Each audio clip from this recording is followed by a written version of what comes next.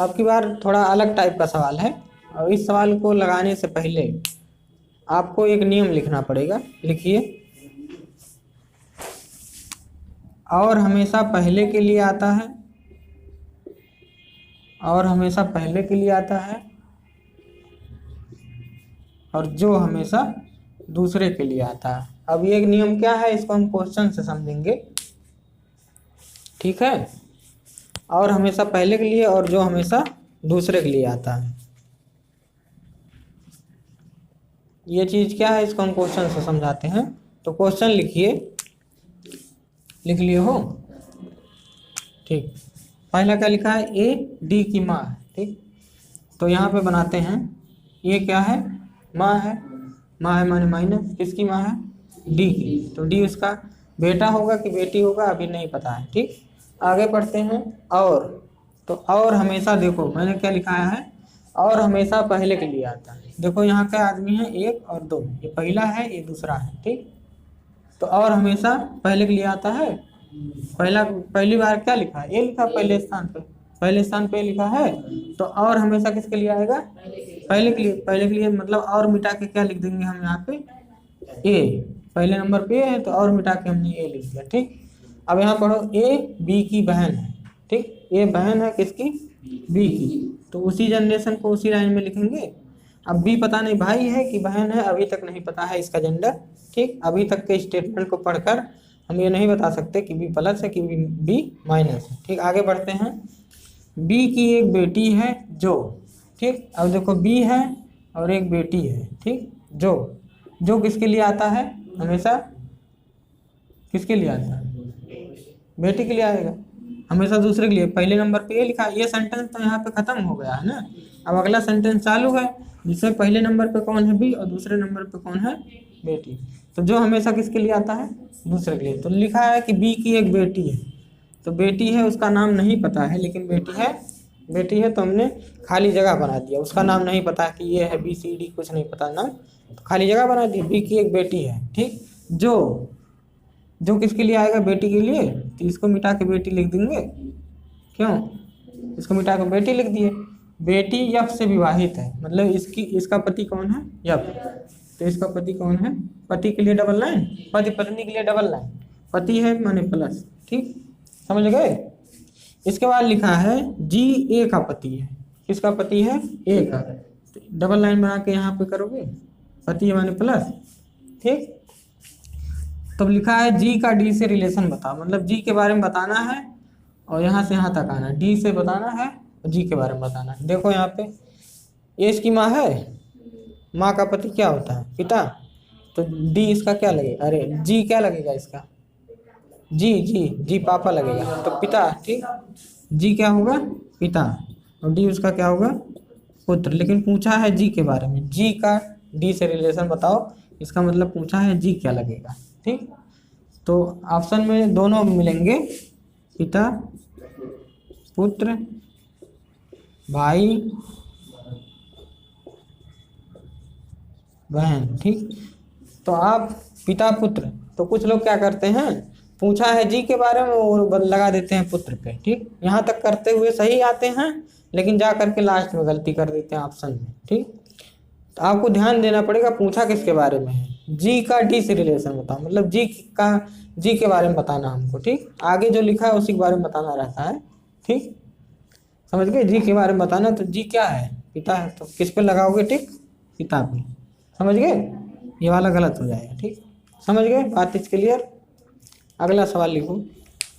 तो क्वेश्चन है C B की बेटी है, ठीक। तो इधर देखो, अब कह रहा है सी बी की बेटी है, ठीक।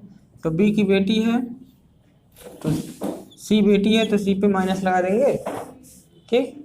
सी बेटी है किसकी, बी की, तो बी से छोटी होगी, तो छोटी के लिए नीचे जाएंगे और माइनस लगा देंगे।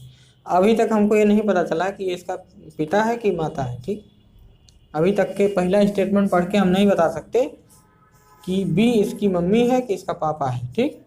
अब देखो लिखा है जो, और जो किसके लिए आता है, दूसरे के लिए, ठीक। तो जो को मिटा करके हम क्या लिख देंगे, बी, ठीक। बी ए का भाई है, मतलब बी भाई है किसका, ए का, ठीक। अब हमको ये नहीं पता है अभी तक कि ये प्लस है कि माइनस, माने पता नहीं भाई होगा उसका कि बहन होगा। ठीक, आगे बढ़ते हैं, आगे पढ़ते हैं। डी सी का भाई है। डी किसका भाई है? सी का। तो सी के जनरेशन में जाएगा, सी वाले जनरेशन में जाएगा ना। डी किसका भाई है? सी का। तो डी पे प्लस हो जाएगा। ठीक, लिखा है ई ए की बहन है। किसकी बहन है? ए की। तो ए की बहन है तो इसके जनरेशन में लिखेंगे, ए वाली जनरेशन में लिखेंगे। तो उसी जनरेशन को उसी लाइन में लिखते हैं। तो ए वाली जनरेशन है तो उसी लाइन में लिखेंगे। क्या लिखा है? ई ए की बहन है। बहन है माने माइनस। ठीक, अब देखो कह रहा है डी का चाचा कौन है यदि ए मेल है। ये मेल है माने प्लस। ठीक, अब पूछ रहा है डी का चाचा कौन है। ठीक, तो पहले डी का भाई या बहन पता करो कि डी का भाई बहन कौन है, क्योंकि जो मेरा होगा वही मेरे भाई का होगा, वही मेरे बहन का होगा। अगर वो मेरा चाचा होगा तो मेरी बहन का भी तो चाचा होगा और मेरे भाई का भी चाचा होगा। तो सबसे पहले आप क्या पता करिए कि डी का भाई या बहन कौन है। तो डी का भाई बहन कौन है? सी। अब इसका चाचा कौन है ये पता करो। इसका ये पापा है, पापा का भाई चाचा है। ये तो पापा की बहन ये है, ये पापा की बहन, ये पापा की बहन है बुआ। ठीक, तो सी का चाचा कौन है? इसका पापा और ये इसका चाचा। सी का चाचा कौन है? ये। तो इसका भी चाचा लगेगा क्योंकि ये दोनों भाई बहन है। तो जो इसका लगेगा वही तो इसका लगेगा। अगर इसका चाचा है तो इसका भी तो चाचा होगा। तो डी का चाचा कौन है? ये। आंसर क्या होगा? डी का चाचा ये है। तो आपको समझ में आया होगा ये बात। ठीक, चाचा, बात समझ में आई? अगला सवाल लिखिए। अगला क्वेश्चन है ए बी का पिता है। ठीक, ए पिता है किसका? बी का। तो बी का पिता है माने ऊपर जाएगा। ठीक, तो पिता है तो प्लस होगा। अगला लाइन क्या है? सी बी की पुत्री है। तो बी की पुत्री है तो नीचे जाएगी। तो सी पुत्री है माने माइनस। ठीक, प्लस माइनस लगाना कभी भूलना मत। ठीक, इसके बाद लिखा है डी बी का भाई है। डी किसका भाई है? बी का। तो बी का भाई है तो प्लस। ठीक, आगे क्या लिखा है? ई ए का बेटा है। ए का बेटा है तो बेटा नीचे जाएंगे। नीचे जगह खाली नहीं है। मैंने पहले पढ़ाया था जब जगह खाली नहीं होती है तो अगल बगल शिफ्ट करते हैं। ठीक, इसका बेटा नीचे बनाओगे लेकिन नीचे ये छकाए बैठा है जगह, तो इसके बगल बनाएंगे क्योंकि इसका बेटा है। तो बेटे वाले दूसरा बेटा इसी के जनरेशन में होगा तो इसी लाइन में बनाएंगे। नीचे जगह जब खाली ना हो तो अगल बगल शिफ्ट करते हैं। क्या कह रहा है? ई ए का बेटा है तो इसका बेटा है तो यहाँ शिफ्ट करेंगे। और इनके बीच कौन सी लाइन लगेगी? सिंगल की डबल? सिंगल, क्योंकि ये भी बेटा है और ये भी बेटा है। ये बेटा है कि बेटी अभी तक नहीं पता है, अभी तक पढ़ करके। आगे लिखा है कि अगर बी मेल है तो बी मेल है माने प्लस है। ठीक, तो ये भी बेटा है और ये भी बेटा है तो दोनों भाई भाई होंगे इसलिए सिंगल लाइन लगेगा। ठीक, मैंने पहले क्लास में बताया था कि जब नीचे जगह खाली ना हो या ऊपर जगह खाली ना हो तो अगल बगल में शिफ्ट करते हैं, या तो सिंगल लाइन से या तो डबल लाइन से। ठीक, समझ गए? जैसे मान लो यहाँ बता देते हैं, जैसे मान लो ए बी का पिता है। ठीक, ए बी का पिता है, ये पिता है। ठीक, और सी बी की मम्मी है। मम्मी है माने फिर ऊपर बनाओगे, ऊपर जगह खाली नहीं है तो अगल बगल शिफ्ट करोगे। और मैंने कहा शिफ्ट करते हैं या तो सिंगल या तो डबल लाइन से।